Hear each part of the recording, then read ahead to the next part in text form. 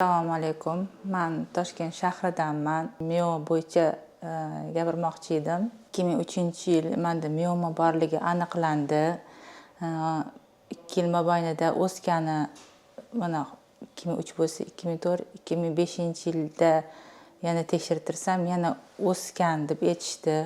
Undan oldin ahamiyat bermagan edim. Ginekologlarga bordim. Ginekologlar aytishdiki, butun o'sha женский organlarni olib tashlaymiz deyishdi.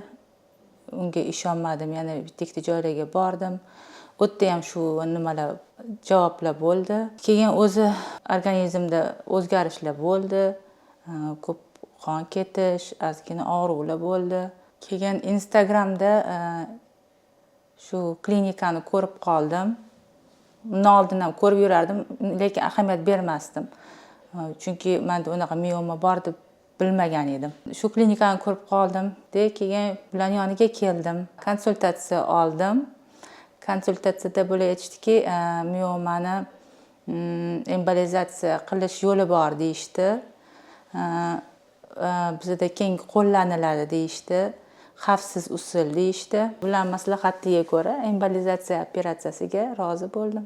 Bemorda bachadon miomasi aniqlanganiga bir necha yil bo'lgan, lekin e'tibor bermaganlar va joriy yilda shikoyatlar va bachadon miomasi hajmi kattalashganligi aniqlandi.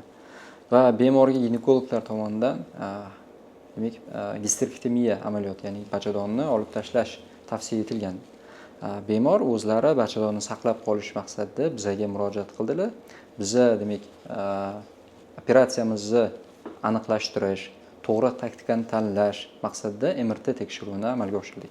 MRTda bachadon miomasi aynan qayerda joylashgan, o'lchamlari va u yerga keluvchi qon tomirlarini ko'rganimizdan so'ng biz amaliyotimizni to'g'ri rejalashtirdik va ayni damda bemorni demak operatsiya xonasiga olib chiqib ketmoqdamiz. Bemorimizni operatsion stolga oldik. Bemorga hech qanday narkoz berilmayapti va biza hamkasblarimiz bilan birgalikda demak amaliyotimizni boshlayapmiz.